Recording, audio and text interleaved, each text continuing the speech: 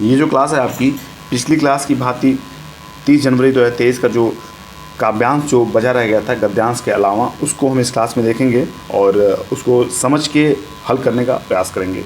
तो चलिए शुरुआत करते हैं काव्यांश की। और उससे पहले मैं आप सभी से हमेशा तक कहूँगा कि जो भी चैनल पर नए हों वो फटाफट चैनल को सब्सक्राइब करें और साथ ही बेल आइकन प्रेस करें। चलिए क्लास को शुरुआत करते हैं। दिया है कि निम्नलिखित काव्यांश को पढ़कर पूछे गए प्रश्न के सही या सबसे उपयुक्त उत्तर वाले विकल्प को चुनिए। तो आपका यहाँ से काव्यांश शुरू होता दिया कि है कौन विघ्न ऐसा जग में टिक सके आदमी के मग में। ठीक है।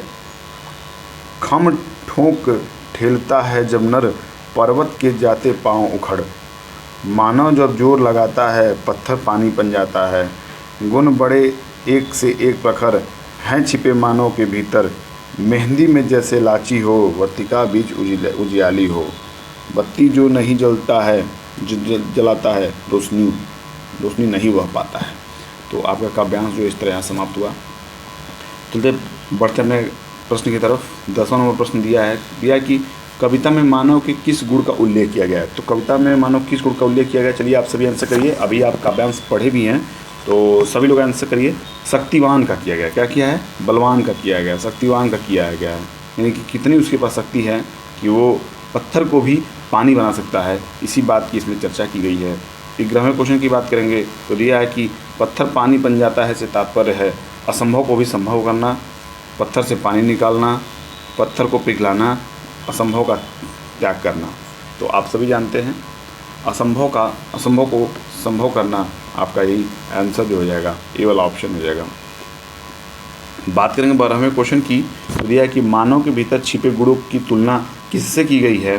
तो पहला देखिए आप, दिया है कि मेहंदी के पत्तों में छिपी उजियाली से, या मेहंदी के पत्तों में छिपी लालिमा से, या मेहंदी के पत्तों में छिपी हरियाली से, या मेहंदी के पत्तों में छिपी ठंडक से। तो मैं बता दूं आपको कि सबसे पहला जो बी वाला ऑप्शन आपका ये मेहंदी के पत्तों में छिपी लालिमा से की गई है। किससे की गई है, मेहंदी के अंदर। मेहंदी हमेशा जब भी लगती है, जैसे आप हाथ पे यूज़ करें उसका, चाहे बाल में यूज़ करें, तो वो हमेशा लाल कलर खिल के आती है। तो उसी लालिमा की बात हो रही है। तो मेहंदी के पत्तों में छिपी लालिमा की तरह मानव के जो भीतर गुण हैं वो छिपे हैं। तो बी ऑप्शन आपका यहाँ टिक हो जाएगा। बात करेंगे 13वें क्वेश्चन की तो दिया है कि वीर मनुष्य के सामने समस्त बाधाएं प्रखर हो जाती हैं, शांत हो जाती हैं, बढ़कर आती हैं, चट्टान बन जाती हैं।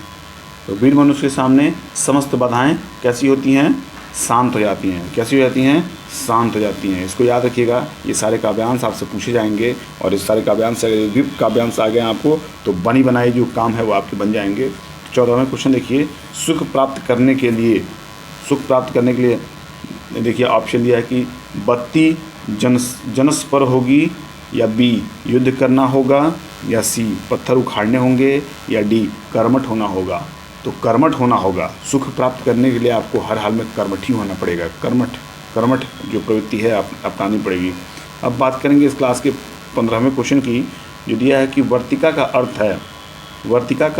क्या अर्थ है, चक्करदार रास्ता, बी है दिए की बाती, सी है आपका एक देश का नाम, और डी है एक शहर का नाम।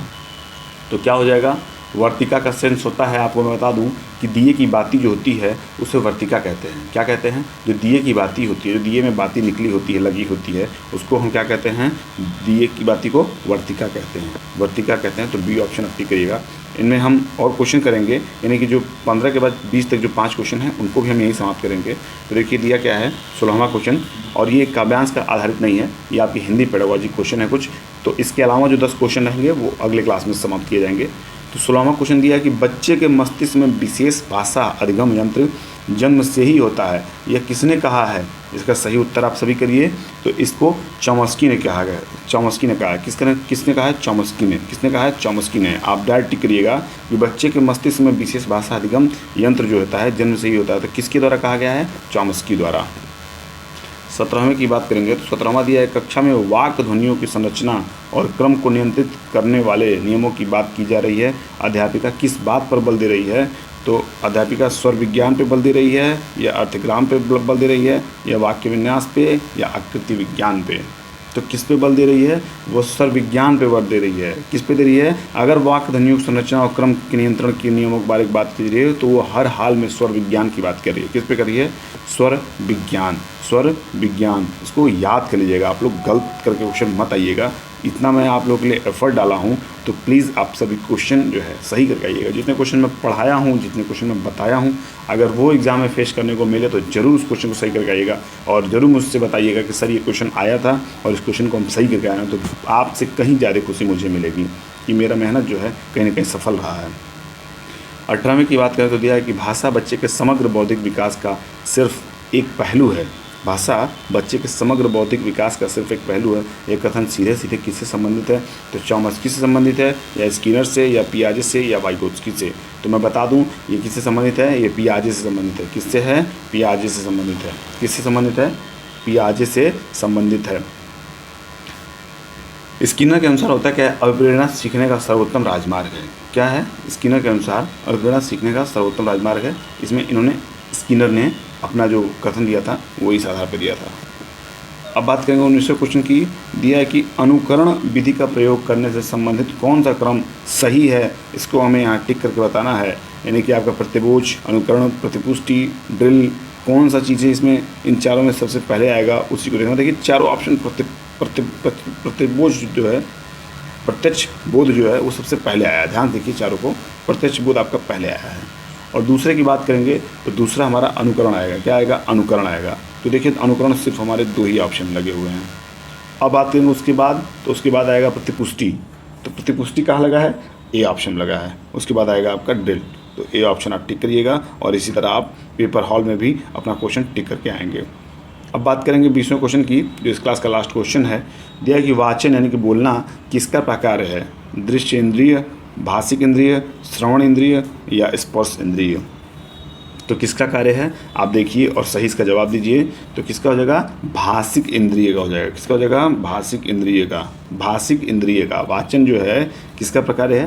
भाषिक इंद्रिय का। तो इस तरह ये क्लास और ये क्वेश्चन यहाँ समाप्त होता है। जो भी चैनल पे नए आए हों या पहली बार वीडियो हो, चैनल को जरूर सब्सक्राइब करेंगे।